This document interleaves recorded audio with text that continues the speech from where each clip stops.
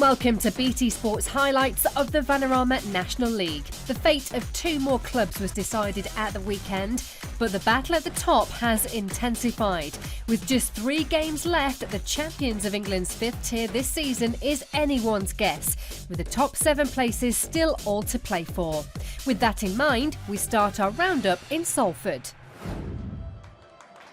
Graham Alexander's team knew they could go top with victory over Maidenhead and pile the pressure on Leyton Orient, who faced playoff hopefuls Sutton United at 3 o'clock. Watching this one for us were the two Adams, Virgo and Somerton.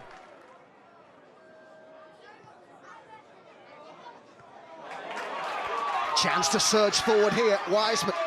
Rooney on the outside. Diasaroué waits in the middle and Wiseman was there. And so was Diasaroué. And as Salford look to go back to the top of the National League, they have the lead after just 10 minutes. Well, Maidenhead at their own fault, giving away the ball cheaply in midfield there, and all of a sudden Wiseman's read the square pass, and now they're away.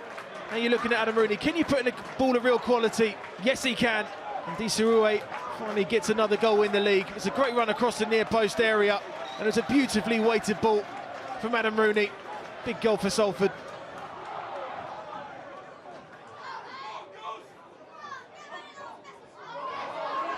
Rooney. And the ball across to Touré. Thumped it. Ibo Touré for Salford. Only his 2nd league goal of the season.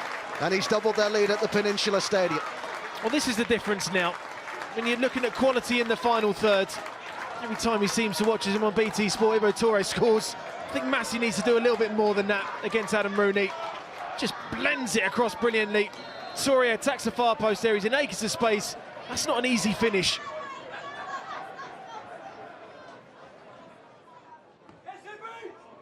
There's the cross and the header, and it's still not quite in. They're appealing for a penalty and they've got one. Clifton protests his innocence, is shown a yellow card, and they'll have the opportunity to make it 3 from the spot here, Salford. You see Hogan there, just about to take the shot. No complaints in my mind of that being a penalty.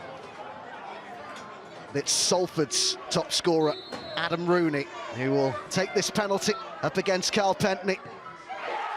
And it's 3-0, and surely the Ammies are heading back to the top of the National League, for the time being at least.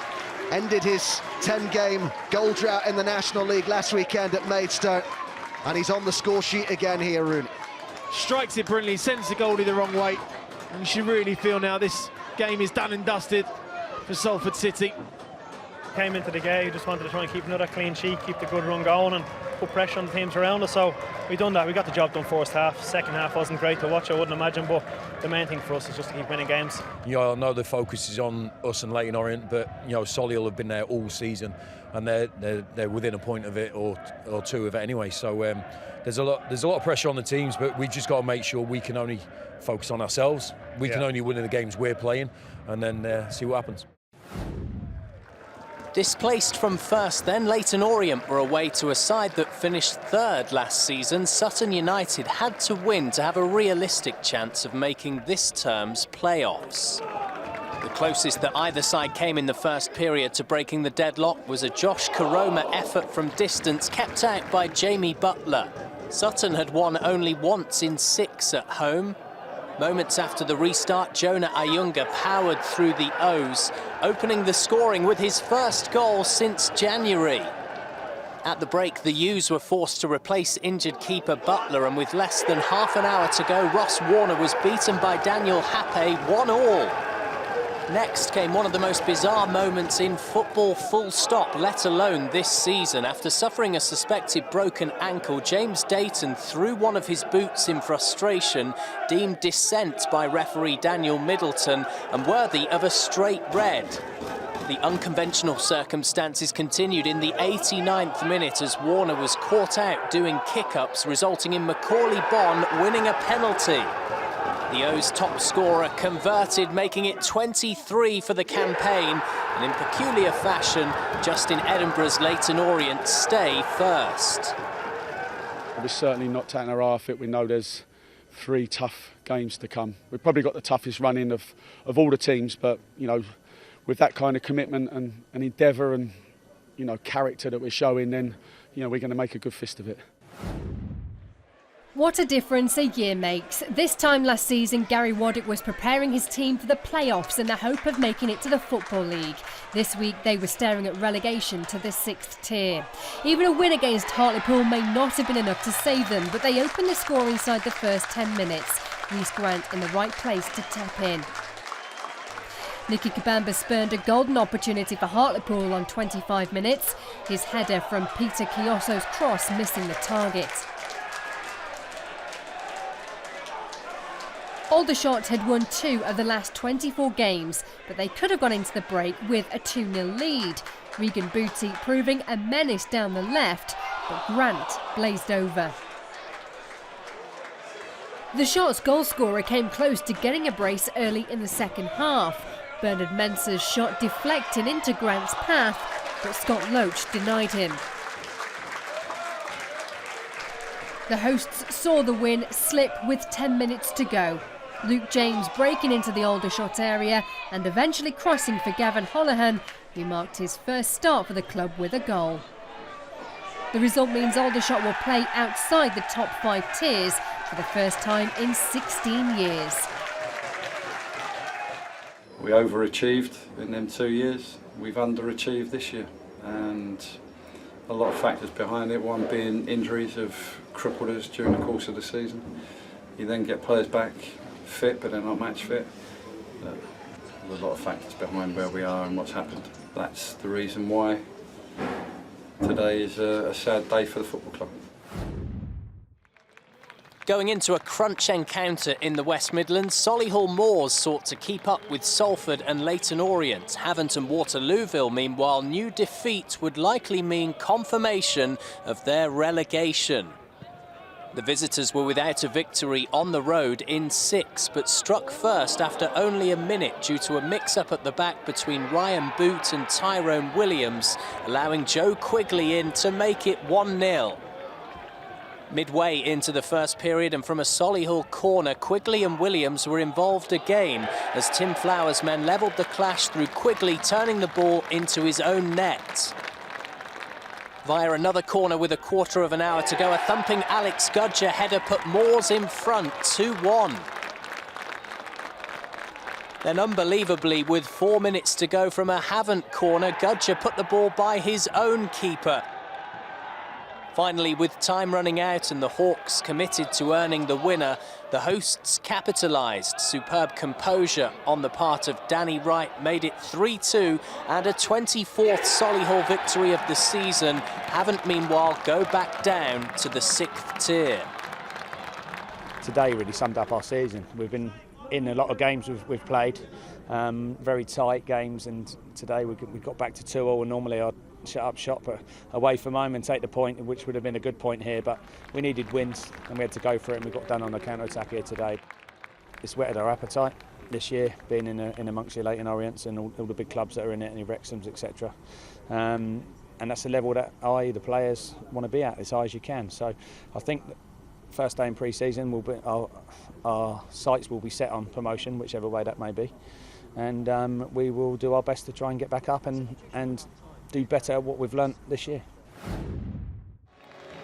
Defeat against relegated Maidstone in midweek had ruined Barnet's unbeaten run, which had stretched to 8 games. They hadn't conceded defeat at home since February though, and next up at the Hive were promotion-chasing Wrexham.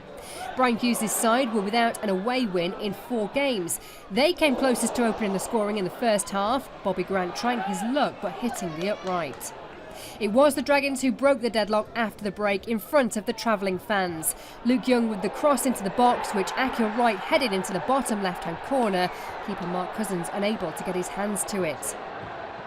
The last 3 meetings between these sides have finished 1-0 to Wrexham. The equaliser from top scorer Shaquille Polthurst made sure that wasn't going to happen this time.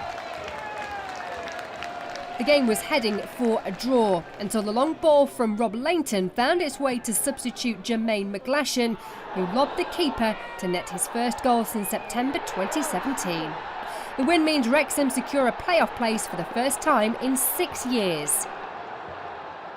You just see how much it means to my players. It's, they took a bit of stick over the last few weeks. Results haven't gone quite what we wanted, but we've bounced back now. That's 2 wins out of 2, and now we're looking to build momentum right through to the end of the season.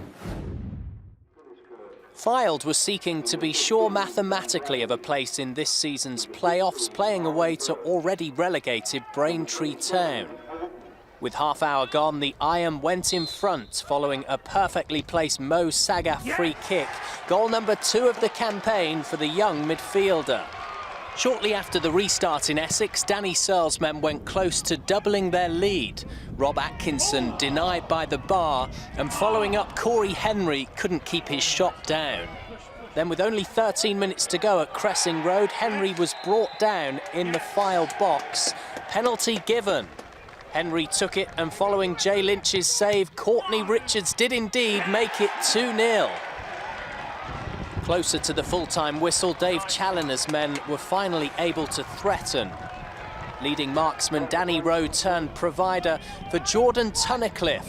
Despite dropping points, Fylde are all but sure to be part of the National League's end-of-season playoffs. To the Silver Lake now, where Eastleigh welcomed Gateshead. Still kicking themselves for not seeing off leaders Leyton Orient this week, despite leading twice. The Spitfires came into this one off the back of their joint worst run of the season. Paul McCallum had an early opportunity to put them ahead with an open net in front of him, but a set piece just minutes later gave them the lead. Standing captain Redder Johnson, returning from injury, rising to Sam Matthews' corner to score his 2nd of the season. A free kick for Gateshead almost resulted in an equaliser. Scott Barrow's shot finding its way around the wall, but denied by the post. With 12 goals conceded in 4 games, Eastleigh needed to tighten up at the back. Tom White couldn't find a way through them. Mike Williamson's effort from outside the box went wide. The hosts were again on the attack when Ben Williamson was tackled on the edge of the area by Barrow. The referee waved away the penalty shout. The single first-half goal enough in the end for Eastleigh to stay 7th. It was always going to be a tight, tense game. Gateshead have been a credit to themselves in this league the whole season. They had to come here and try and win, and obviously we was desperate to win as well. So all in all, we've won 1-0 as well, not conceded a goal and defended from front to back to get that clean sheet. So yeah, it's a good day for all of us here today. Harrogate Town are on the verge of securing their place in this season's playoffs and hosted a side that were involved this time last year, Boreham Wood. The visitors had a corner 9 minutes in, taken short. Kieran Murtagh crossed for Tom Champion, who glanced home past James Belshaw, scoring for the first time since November 2017.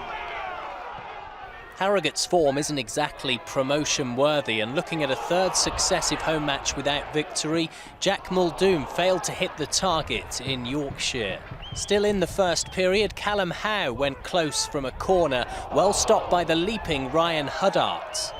And on the other side of the interval, Luke Garrard's men tried for a second, but sub Bradley Ash was unsuccessful inside the area.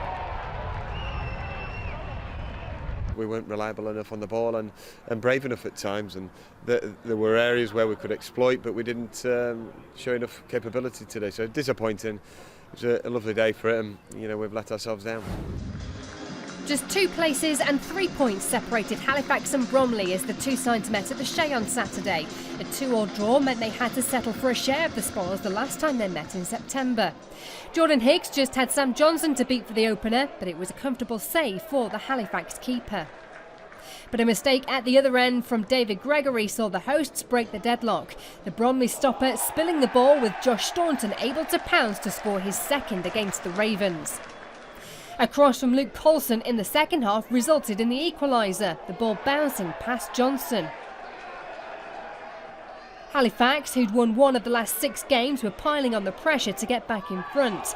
Cameron King first saw his efforts saved. He then played in Devante Rodney, who had the ball in the back of the net, but the goal was ruled out for offside. Rodney did restore the lead on 75 minutes. The forward, on loan from Salford, seeing off 2 defenders before scoring his 5th goal. Bromley, who'd lost one of the last 5 games, responded less than 10 minutes later. Richard Brindley, who's scored 1 in the last 4 seasons, getting his one and only in this campaign. Bromley had the chance to nick it at the end, JJ Hooper forcing a good save from Johnson. 2-2, the final score once again. Congratulations Chris and Joy Turnbull. The newlyweds led out Barrow at home to Dover Athletic. The visitors would prolong their National League marriage by matching Aldershot's results and bettering Havant and Waterlooville's.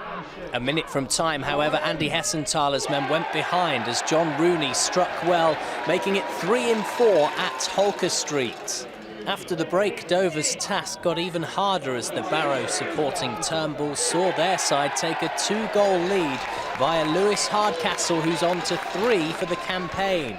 But with only a quarter of an hour remaining, lightning-quick Anthony Jeffrey allowed for Mitch Brundle to get one back. 2-1, game on. Moments later, Jeffrey was at it again out wide, going all alone on this occasion, finding the net for the 3rd time this season, levelling the match. Then in the 90th minute, a Bobby Joe Taylor set-piece was touched in by Ricky Modeste, completing a superb comeback and securing Athletic's 5th-tier status. Chesterfield fans were breathing a sigh of relief this week after confirming their National League status just 2 months after they were facing a second relegation in 2 seasons. They were unbeaten in 5 ahead of their clash with Maidstone. The hosts were on top inside 20 minutes. The corner first cleared by Rob Swain, but only as far as Bradley Barry, who beat Chris Lewington with the aid of a deflection. It's all about playing for pride for the visitors, and they made things even before the break, Blair Turgott notching up his 12th goal. Into the second half, and the informed Justin Amalazor, who'd scored 3 in 3 appearances, ignored the protests, but his goal this time wasn't counted. Then came a missed opportunity for the Spirerites. Scott Bowden with the interception, chipping Lewington, hitting the woodwork. The Stones keeper racing back to make the ball safe. He made up for it though when he got on the score sheet for the 9th time to put the hosts ahead once again. For the second time in the game, Maidstone had a goal disallowed for offside. Jack Powell's long-range shot deflected in by Elliot Romain, but no goal. They then gifted one to John Sheridan's side, Ellis Chapman dancing around the defence before Aaron Wishart turned the ball into his own net. The result wasn't settled until the final minute. Lawrence Maguire, brother of England and Leicester defender Harry, celebrating his first league goal with a left-footed strike to secure the win. Unbeaten in 6, Ebbsfleet United sought to continue their push for a spot in the playoffs for a second successive season, hosting Dagenham and Redbridge. Fleet came close to scoring first via a corner and the head of Sam Magri, but low-knee Doug Loft cleared off the line.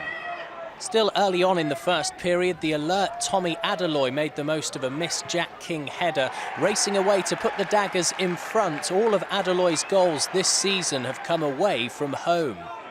On the other side of the interval, with Peter Taylor's team seeking to extend their lead, Connor Wilkinson was denied by the brilliant Nathan Ashmore. And before the game was up at the Cufflink Stadium, a Jack Payne corner was flicked on to Danny Kedwell, who was unable to equalise late on. The table confirms that Havant and Waterlooville, along with Aldershot, have been relegated from the National League 2 weeks before the end of the season.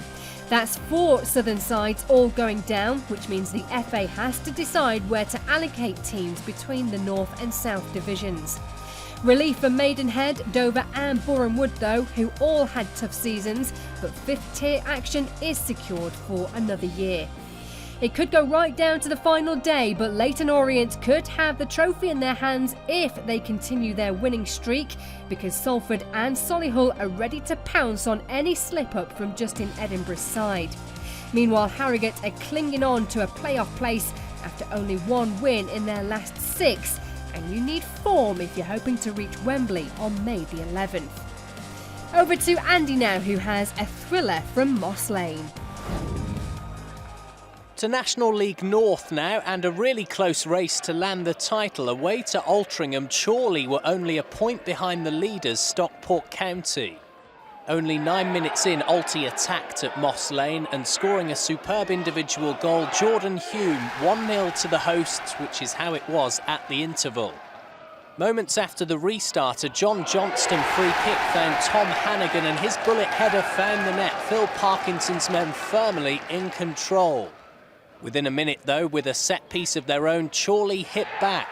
The decisive touch coming from Courtney Mepham-Walter.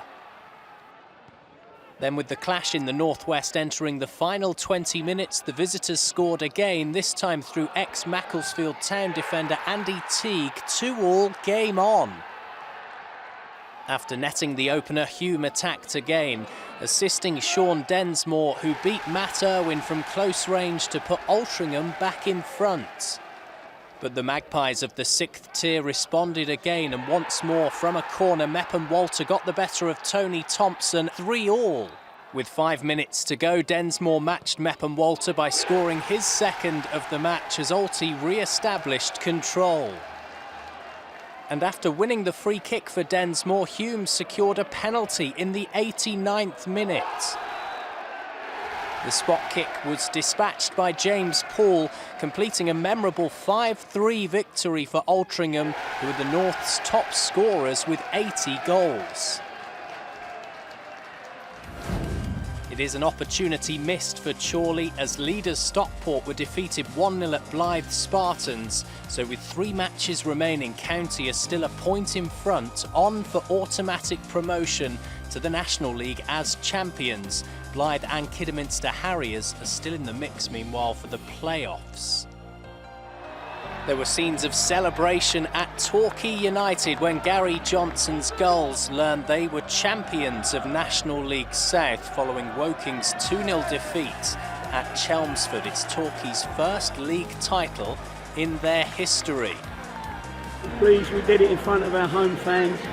They were brilliant, you know, they was asked to stay off the pitch and they did, more or less. They certainly got back nice and quick, so that was good. We wanted to say thanks to them, and you could see the love as we were going round, and the enthusiasm, and just, you know, that's testament to this football club, really. That's all for this week. We're sad to wave goodbye to Aldershot and Havant and Waterlooville, but attention now turns to the top of the league. Join us next time when maybe, just maybe, we'll see the champions crowned. Bye for now.